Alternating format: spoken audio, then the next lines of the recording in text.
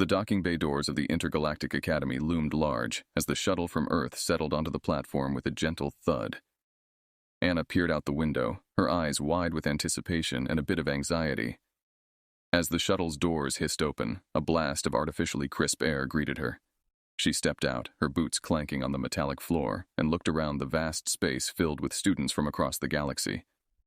"Welcome to the Intergalactic Academy," announced a tall, slender figure who approached with an air of authority. He was a Nardothian, known for their impeccable memory and lack of patience. "I am Professor Vintok. You must be Anna Carter from Earth." Anna nodded, adjusting the strap of her bag on his shoulder. "Yes, sir. It's an honor to be here." Vintok's thin lips curled into a smile. "Let's hope you find it honorable by the semester's end. Come, let me show you to your quarters and then to the orientation hall. You are, no doubt, eager to meet your peers." As they walked through the corridors, Anna couldn't help but stare at the variety of species moving around. There were Cygnians with their bright feathers, reptilian Zaltrons, and several others he couldn't name yet. "You'll get used to the diversity," Vintok commented, noticing his gaze. "Here, each species brings something unique to the table." Anna followed him into a lift, pressing the button for the residential level. "I hope I can fit in." "Fitting in is not required," Vintok replied as the lift doors opened. "Contributing is." They arrived at a room that Anna would call her own for the duration of her stay. It was small, functional, with a bed, desk, and a window that offered a view of the stars. After dropping off her luggage, they headed to the orientation hall. The room was filled with murmurs and the occasional alien laughter. Vintok left her at the door with a final nod. "Good luck, Miss Carter. I'll see you in class." Anna hesitated for a moment before walking in. Almost immediately, a group of students approached her, led by a human-looking figure from Capella 4, named Milo. "You're the Hellworlder, right? From Earth?" Milo asked, his tone a mix of curiosity and disbelief. "That's what they call it, yeah," Anna responded, trying to keep her tone light. "And you survived there? Just how?" chimed in another student, a Tark from Delphinus Fev. Anna chuckled. "It wasn't easy. You learned to adapt pretty quickly."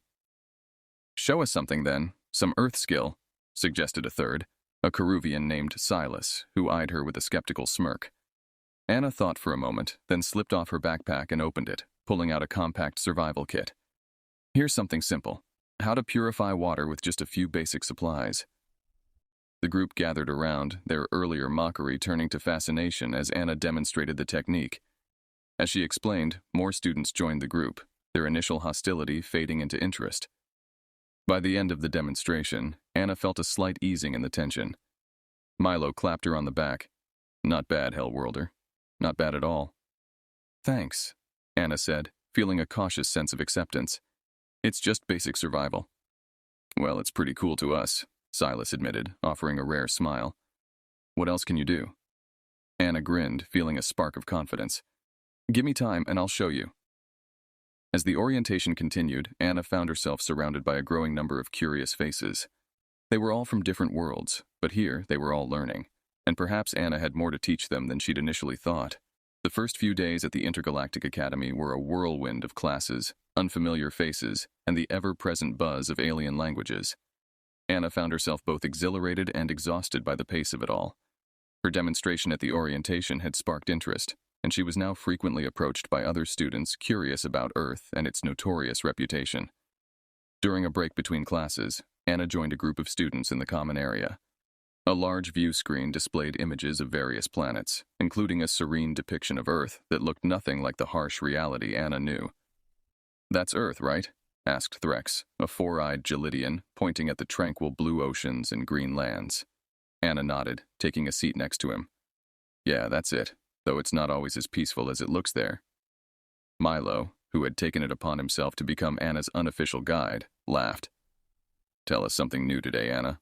Yesterday's water purification trick was a hit." Leaning back, Anna scanned the faces around her, each one showing a mixture of skepticism and intrigue. "All right," she started.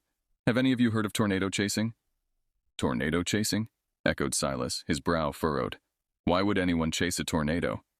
"It's a thing on Earth," Anna explained. "People actually follow these massive storms to study them, or just for the thrill. It's dangerous, but it gives us important data to understand and predict weather patterns better." The group murmured in disbelief. A small, insect-like creature named Plix from Canopix 7th clicked its mandibles. Humans pursue storms for fun. Your species has a peculiar definition of entertainment. It's not just for fun, Anna defended. It's also for science.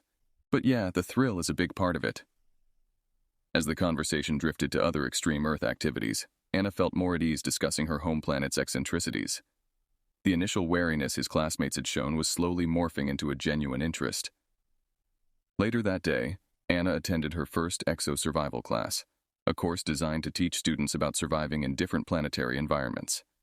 The teacher, Professor Harn, was a grizzled veteran from a warrior planet, known for his tough teaching methods. As your first assignment, Professor Harn announced, you will present a survival technique unique to your homeworld. Carter, you're up first. Show us something from Earth. Anna's heart raced as all eyes turned to her.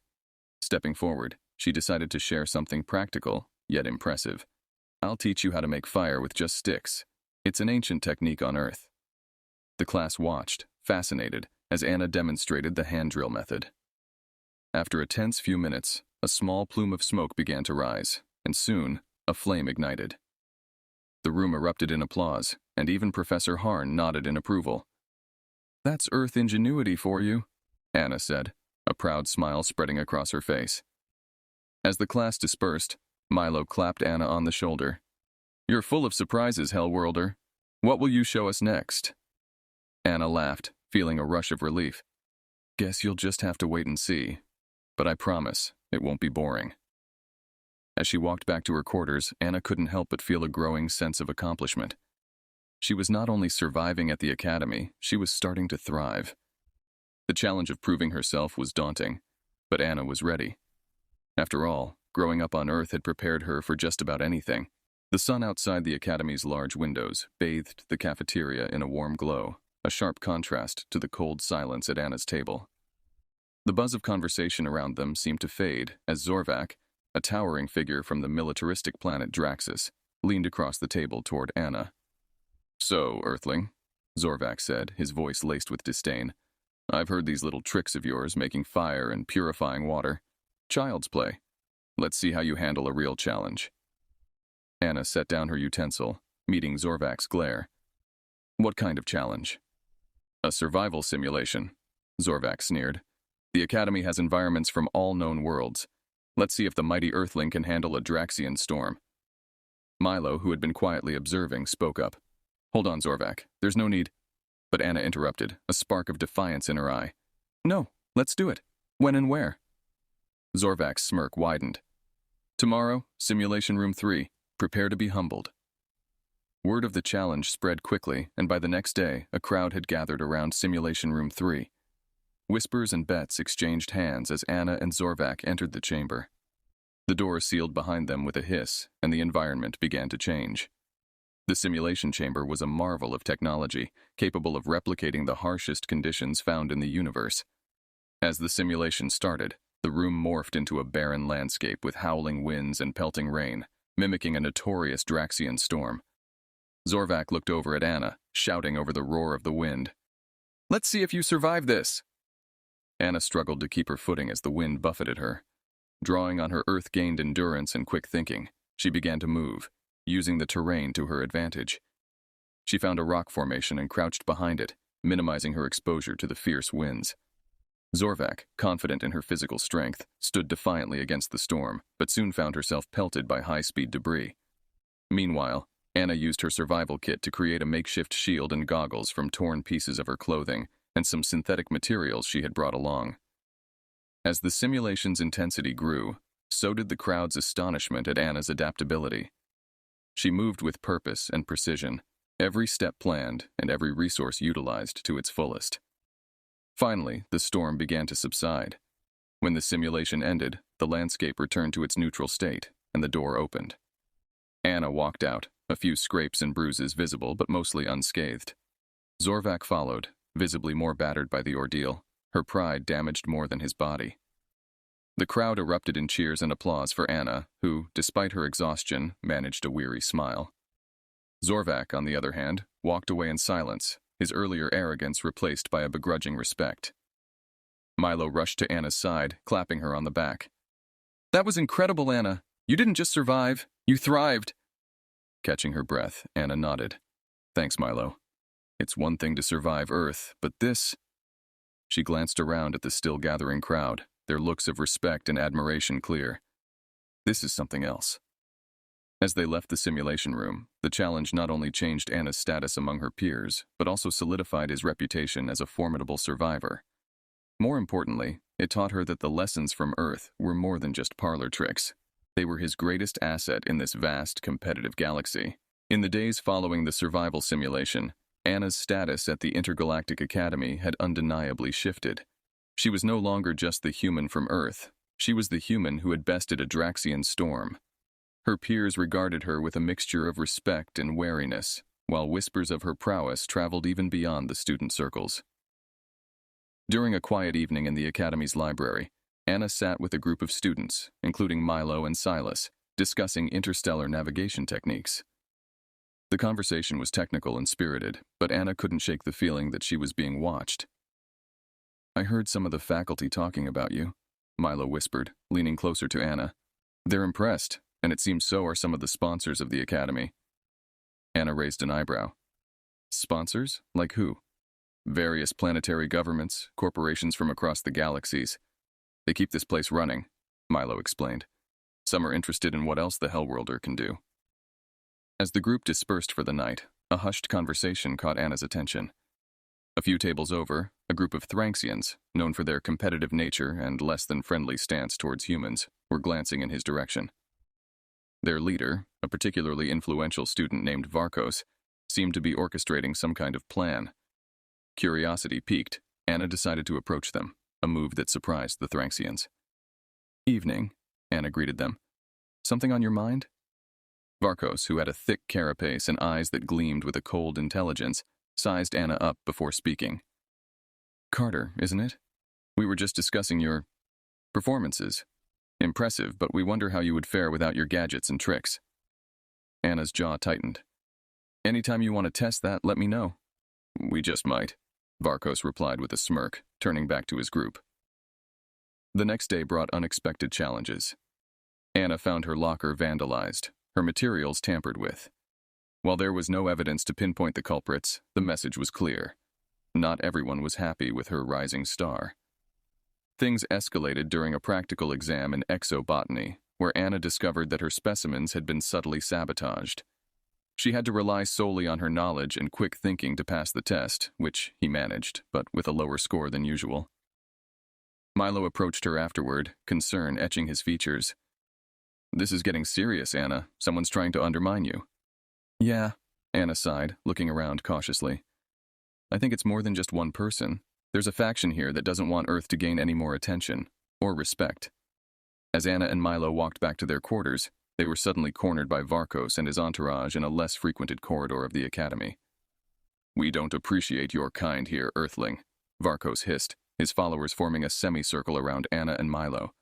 Milo stepped forward, standing shoulder to shoulder with Anna.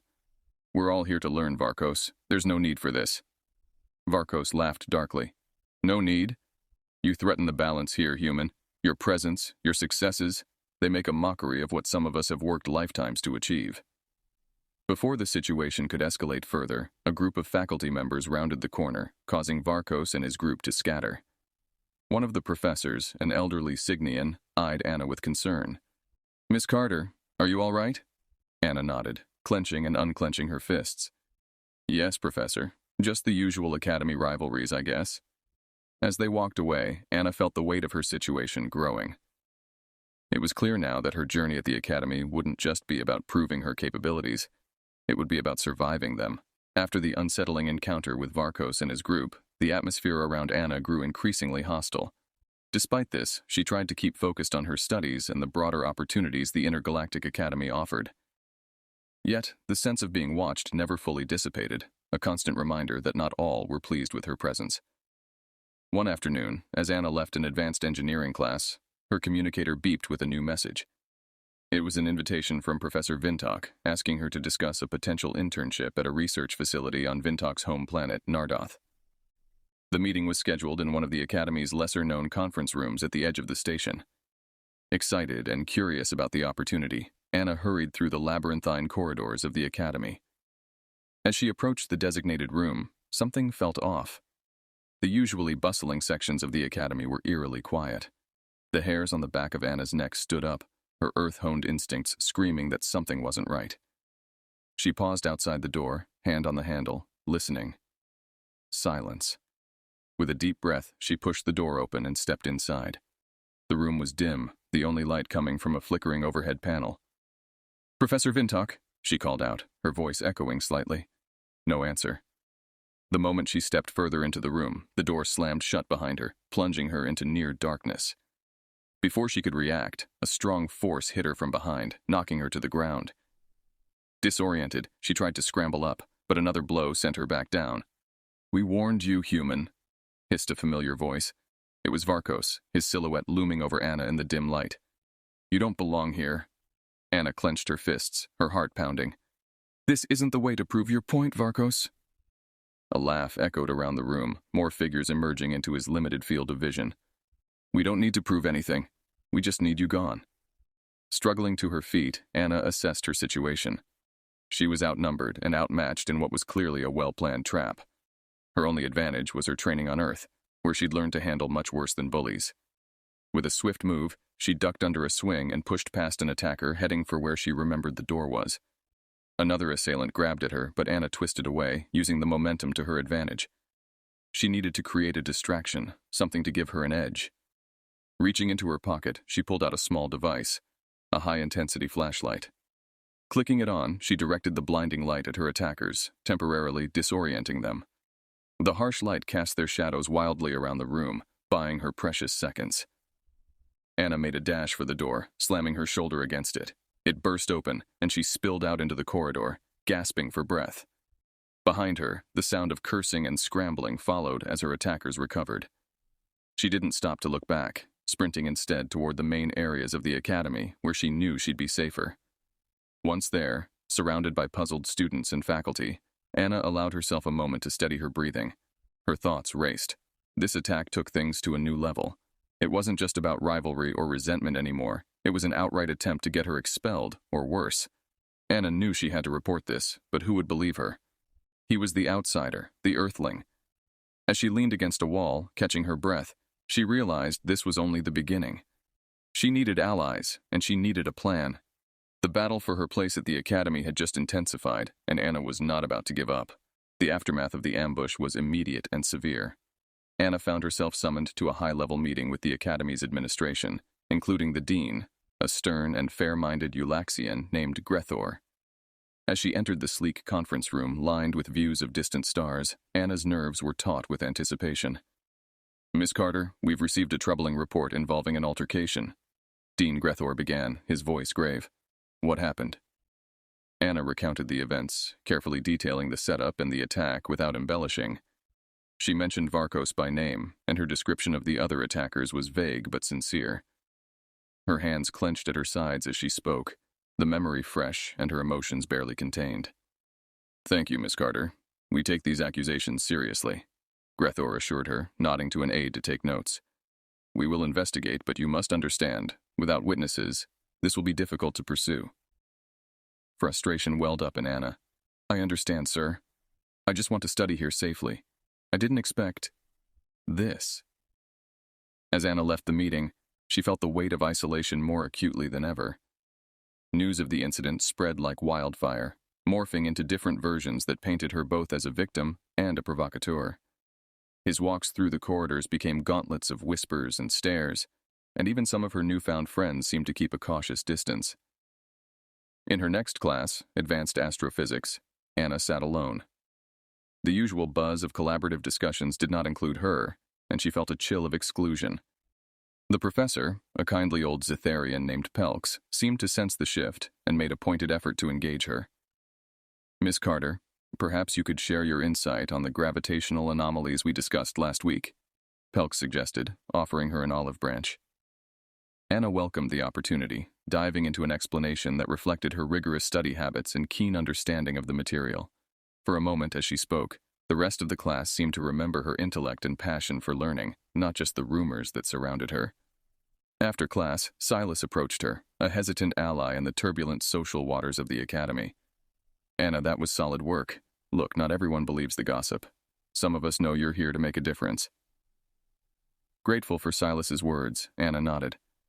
Thanks, Silas. It means a lot, really. The next few days were a test of resilience. Anna continued to excel academically, but socially she was more isolated than ever. The investigation into the ambush dragged on with little progress, as no concrete evidence surfaced, and Varkos and his accomplices denied any involvement. Determined not to be driven out by intimidation, Anna doubled down on her studies and began spending more time in the simulation labs, honing her skills and preparing for any future challenges. Her performances in these solo sessions drew a small, interested crowd, rebuilding her reputation piece by piece. One late evening, as Anna practiced in a simulation of an extreme tundrian climate, Professor Vintok visited her. The Nardothian watched silently for a while before speaking. Mr. Carter, adversity often reveals true character, Vintok said, his tone unreadable. You have shown considerable dedication. How you handle the challenges here will shape not only your time at the academy, but perhaps your entire future. Anna paused the simulation, turning to face Vintok with a determined look. I came here to learn and to bring honor to Earth. I'm not going to let anyone stop me from doing that. Vintok nodded, seemingly satisfied. Very well. Continue to prove your worth, Miss Carter. It's your most effective argument against your detractors. As Vintok left, Anna resumed her training, feeling a renewed sense of purpose. She knew the road ahead would be fraught with more challenges, but she was ready to face them head-on, armed with her intellect, courage, and unwavering determination to succeed. The simmering tension at the Intergalactic Academy reached a critical point when an unexpected crisis erupted. During a routine maintenance cycle, the Academy's life support system malfunctioned, causing a cascade of failures throughout the station. Alarms blared, and emergency lights flickered as the gravity stabilizers and atmospheric controls began to fail. Anna was in the library when the chaos started. Around her, students panicked, some freezing in place, others rushing to emergency exits only to find them malfunctioning. Remembering her training from Earth's unpredictable environments, Anna's instincts kicked in. She quickly accessed the library's communication terminal, connecting to the Academy's central engineering feed. What's happening? She shouted into the comlink, over the sound of alarms and shouting. There's a breach in the life support control module, a technician's voice crackled back. We can't seem to override the malfunction from here. Anna's mind raced. I'm on my way. Keep trying to stabilize the system remotely. Grabbing her toolkit, Anna sprinted through the corridors, dodging panicked students and faculty. She arrived at the engineering bay to find a scene of confusion. Engineers and technicians were frantically attempting to manually override the failing systems. Anna dove into the fray, her hands steady despite the chaos. Show me the main control panel, she demanded. A senior engineer pointed her towards a large console with flashing lights and scrolling error messages. Anna's eyes quickly scanned the information, her previous simulations and technical training helping her to diagnose the issue. It looks like a firmware corruption. We need to bypass the primary control circuit and reboot the system manually, Anna explained, her voice calm and authoritative. Working alongside the Academy's engineers, Anna helped to rewire the control circuits. Her hands moved with practiced ease, stripping wires and rerouting connections with precision. As the final connections were made, she held her breath and initiated the manual reboot sequence. For a moment, there was nothing but the hum of the machinery and the collective held breath of the room. Then, one by one, the systems began to come back online. Gravity stabilizers re-engaged with a gentle hum, and the atmospheric controls whirred as they normalized the air supply. Cheers erupted around the room, and the technicians clapped Anna on the back in gratitude. The senior engineer, a grizzled old veteran named Halmar, looked at her with newfound respect. Young woman, you just saved this station, Halmar said, his voice thick with emotion. Not bad for a student, not bad at all. Word of Anna's heroics spread quickly throughout the academy.